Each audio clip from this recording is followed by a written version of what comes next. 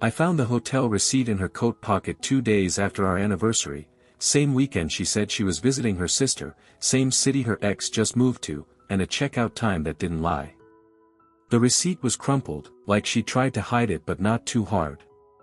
Like some part of her wanted it to be found. Or maybe I'm giving her too much credit. Maybe people just get careless when they think you trust them. It had been a quiet morning. The kind where the coffee's gone cold before you remember to drink it. She was in the shower, humming something off-key, the kind of hum that used to calm me, back when everything still felt whole. I'd offered to grab her coat before I left for work, figured I'd be the helpful husband for once. I reached into the pocket for her gloves and pulled out the truth instead. A folded strip of glossy thermal paper from a downtown hotel in Chicago. Friday through Sunday. 1 king bed. 2 guests. Room service charges at 11:47 p.m. That was the weekend she said she was staying with her sister in Joliet, same weekend her ex had a conference in downtown Chicago. At the time, I didn't think much of the geography. I wasn't looking for lies. I just wanted to believe her. I remember kissing her goodbye at the train station, watching her wave through the window as it pulled away. She hadn't hugged me like she meant it. Back then, I chalked it up to stress. We'd just come off a rocky year, job changes, money worries, a brief separation that neither of us wanted to talk about but both felt the shadow of.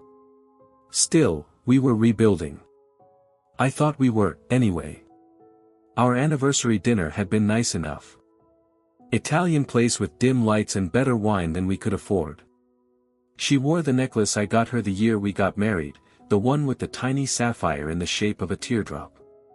When I mentioned how good it looked on her, she smiled, but not at me. More like she was smiling at a memory I wasn't in. I hadn't asked too many questions about her weekend. I wanted to be the guy who trusted his wife. Who didn't need to check her phone or decode her silences. But that morning, with the receipt still warm from my hand, I realized something I should have known all along. The truth has weight. You feel it in your chest before your mind catches up. You feel it in the way your heartbeat stumbles, the way your stomach sinks like someone cut the line on an anchor. I sat down on the edge of the bed, the receipt in one hand, her gloves in the other, and I listened to the sound of water running in the bathroom like it might drown out what I was starting to understand. Her ex, Thomas, had moved back to Chicago 6 months ago. I only knew because a friend from college saw him at a Cubs game and mentioned it offhand. "You think he's gonna try to reach out to Claire?" he asked me. I remember shrugging. Laughing even. "He's ancient history, man. We're good." God, I wanted to believe that. I stared at that hotel logo for a long time.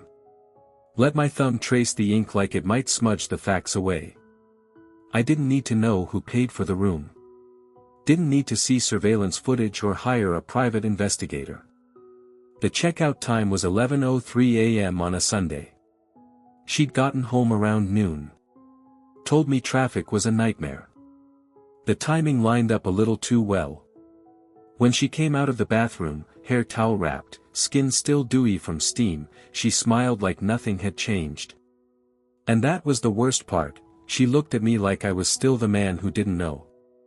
I didn't confront her right away. I put the receipt in my wallet. Kissed her cheek. Went to work like it was any other Tuesday. Because here's what I've learned about betrayal, it doesn't hit you all at once. It seeps in slow. You don't just lose the person, you lose the version of yourself who believed them. I needed time. Not to forgive. But to figure out whether I was about to start mourning the death of a marriage, or if it had already died, quietly, behind my back. And I just hadn't found the body yet. That night, I couldn't sleep. She was curled beside me like always, legs tangled in the sheets, one arm draped across my chest like she still owned that spot. And maybe she did. Or maybe I was just clinging to the ghost of something I hadn't realized was already gone. I stared at the ceiling. Thought about the receipt, still in my wallet. $100 lie printed in black thermal ink. King bed. Room 1412. Saturday night room service. The number stuck in my mind. 1412. It sounded biblical, like a verse warning of destruction. Or maybe it was just my mind trying to give meaning to the meaningless. I don't know. What I do know is I started replaying every conversation we'd had over the last 2 weeks, like rewinding security footage after a break-in. Friday night, she texted me a photo from her sister's living room. Popcorn, a bottle of rose, her feet propped up on a gray ottoman. Except I remembered that ottoman, it wasn't her sister's. It was ours. A photo from months ago, sent like it was live. I scrolled through her Instagram next. Nothing recent. Just reposted quotes about choosing peace and embracing change. Vague enough to mean nothing. Or everything. She hadn't tagged her sister once. Claire wasn't a liar by nature. That's what threw me. She was one of those people who used honesty like currency. Spoke her mind even when it stung. Told you if your shirt didn't fit right or if your breath smelled like onions. It used to drive me crazy. Now I missed it. The silence between us felt loaded. Every laugh, every kiss, every ordinary moment, I started wondering if it was a cover for something I hadn't seen. Or didn't want to.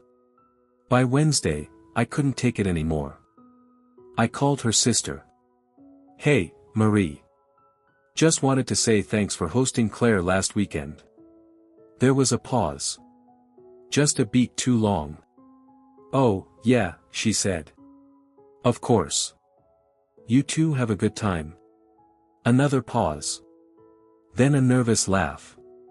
Yeah. You know. Just sister stuff. She was lying. Not well, but just enough to make it obvious she was trying to protect Claire. I thanked her, hung up, and sat there staring at my phone like it might confess something if I held it long enough. That's when I realized I couldn't keep pretending. So that night, I made a decision. Not to confront her. Not yet. But to look. Really look. Not through her things, I wasn't trying to catch her in some cliché trap. I needed to see her. The way she moved. The way she reacted when I brought up Thomas.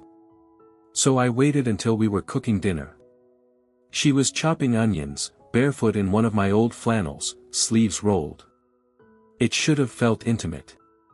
Instead, it felt like a set. I asked casually, "You hear from Thomas lately?" "That guy's everywhere now. Just saw he's doing some big event in Chicago." She froze. Just for half a second. But it was there. Knife hovering in the air like her brain needed a beat to decide which version of the truth to land on. "Oh," she said, smiling too quickly. "No. Haven't talked to him in years." I nodded. Stirred the pasta sauce. "You guys ended okay, right?" Another too quick answer, "Yeah, totally. We were better off friends." She didn't look at me when she said it.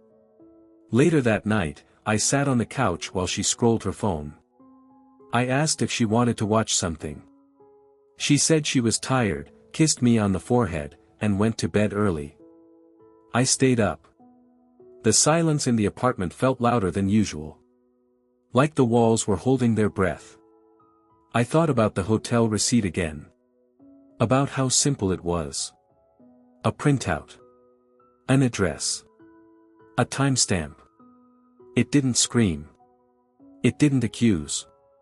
It just was. That's what betrayal is, I think. Not always a slap. Sometimes it's just stillness. An absence of truth in a place where it used to live. By Friday, I had a plan. I booked a room at that same hotel. Same floor. Just down the hall from 1412. And then I went there. Alone. Call it curiosity. Call it self-destruction. I needed to see it. To walk through the space where whatever happened, happened. The front desk clerk asked if I was checking in for the night or just a day stay. I said overnight. He nodded like that meant something. When I got to the room, I stood in the doorway for a long time. It looked like any other hotel room. King bed. Cheap art. Mini fridge humming in the corner. But it didn't feel neutral. It felt like it knew something I didn't. I sat on the edge of the bed and imagined Claire here. Sitting where I was. Laughing. Whispering. Loving someone who wasn't me. That's when I saw the card. It had fallen behind the nightstand. Not hers. His. Business card. Thomas Hale. Marketing consultant. Phone number. Email. And on the back, in slanted handwriting. In another life, maybe. Maybe someone missed it. Or maybe no one bothered to look. But it was still there, like it had been waiting. I sat there for a long time holding that card. It was like holding the match after the fire had already burned down your house. No more guessing. No more maybe. I finally had my answer. I didn't sleep that night. Not because the hotel bed was too cold, but because everything I thought I knew had split wide open. I held Thomas's business card like it was radioactive. On the back, in another life, maybe. That wasn't the kind of thing you say after a friendly coffee. I checked the hotel receipt again. Checkout at 11:03 a.m. Claire walked in our front door at 12:12. Same perfume. Same practiced smile. When I'd asked how the weekend was, she'd said it was exactly what she needed. Now I could see the deflection in her voice, like a rehearsed line from a bad play. I stayed in that room until dawn, staring at the walls like they might tell me more. When I checked out, the front desk clerk asked if everything was all right. I said, more than you know. The drive home was silent. No music. No calls. Just me and the truth, sitting heavy in the passenger seat. And in that quiet, I made my decision. That night, after dinner, I walked over to Claire and handed her the card. She didn't ask what it was. Didn't deny it. She just exhaled. Long and slow. I wanted to tell you, she said. But you didn't. I thought it wouldn't matter if I just forgot it happened. But it does, I said. It matters. Her wine glass trembled. We didn't sleep together. I'm not asking if you did, I told her. That surprised her. And maybe part of me still wanted the truth. But the rest of me, the part that had already let go, didn't need it anymore. Because it's not about that anymore. You lied. You built a weekend around him. You looked me in the eye after our anniversary and said you were happy. I was trying to be, she whispered.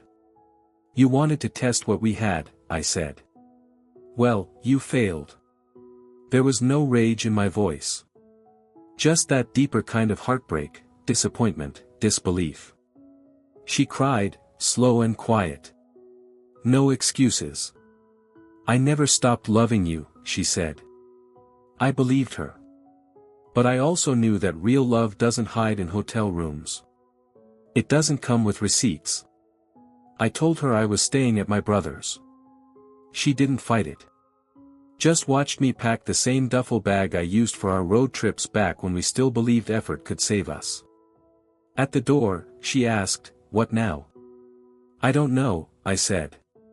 Because this wasn't just about a lie. It was the unraveling of a whole story I thought we were writing together. And I needed to figure out whether I still belonged in it. I left quietly. Because some endings don't need an echo. Just a door that finally shuts.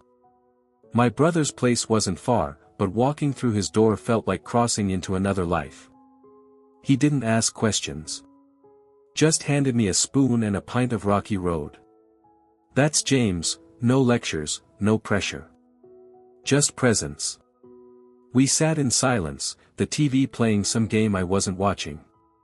Eventually, I said, "She lied." Then slid him the card. He read the back. In another life, maybe. He winced. Oof. That night, I laid awake on his pull-out couch, surrounded by unfamiliar walls and the ache of clarity. Claire hadn't just crossed a line, she'd mapped out a trip, bought a ticket, and lied about the destination. The trust? That was gone. The next morning, I got a text from her. "Can we talk?" I ignored it. Went for a long walk. Just me, cold air, and a silence that had started to feel like company. Later that day, I called Marie. She answered like she expected me. "I didn't want to be in the middle," she said. "But I knew." "She told you?" "No. But I saw a photo. On his page." I closed my eyes. "She still loves you," Marie added. Even if she didn't know how to tell the truth. I didn't say anything. Because love without honesty? That's just decoration. When Claire texted again, I said yes. Not because I wanted to fix it. Because I needed to see it. She was waiting at the table when I got there. Small. Still. Like she'd already accepted the outcome. "I didn't go there to cheat," she said. "I went because I thought maybe. I already had." Emotionally. She looked at me. "I wanted to know who I was without you." I nodded. "And?" "I found out the hard way." I didn't rage. I didn't cry. I just listened. And then I told her I'd be staying with James for a while. Not to punish her. To protect myself. When I packed the rest of my things that night, she asked, "What do we do now?" I didn't have an answer. Because some fractures don't show up right away. Some you only see when the light changes. I needed time. And so did she. There's a strange calm that comes after the chaos. Not peace exactly, more like the eye of the storm. That's where I lived for a while. James's couch became home. Work was routine. My phone stayed mostly quiet, except for Claire's name, lighting up now and then.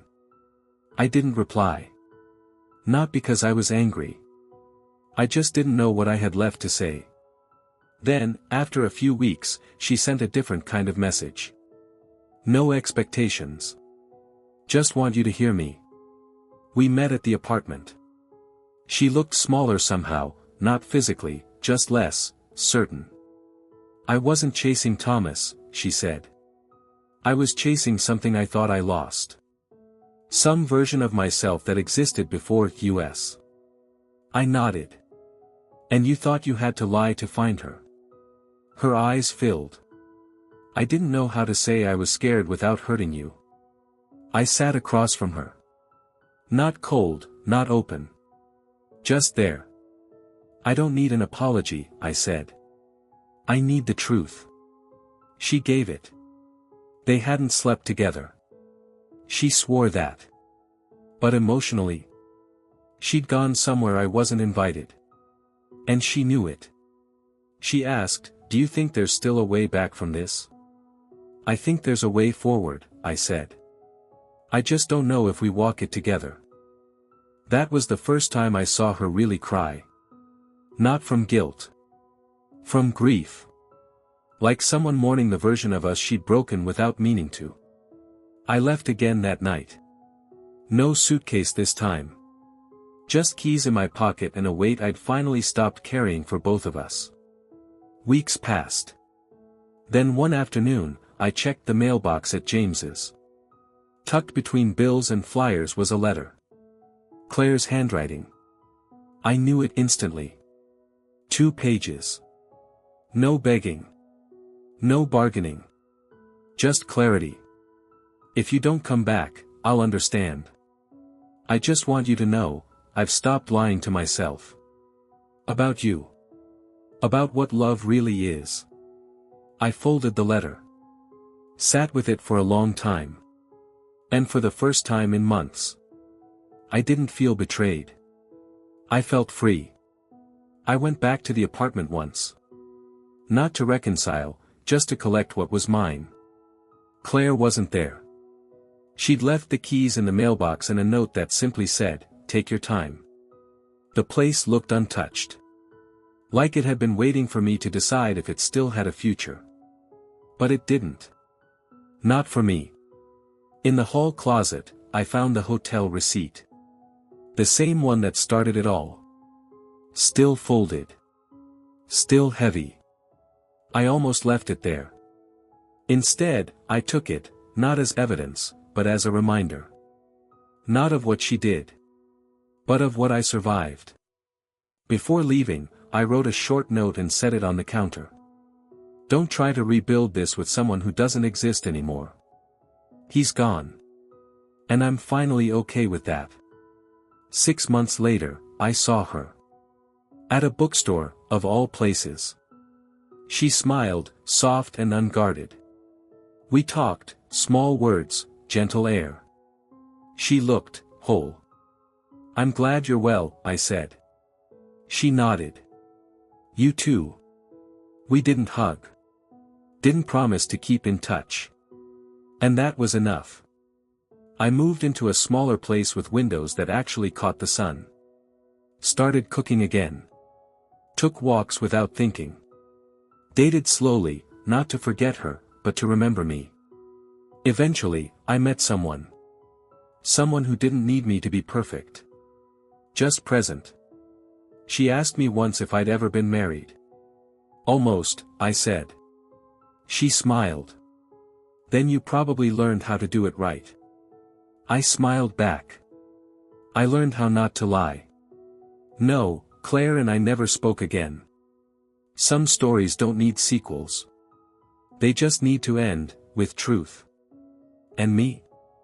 I'm still here. A little older. A little wiser. And finally, exactly where I belong. Not chasing closure. Just living it.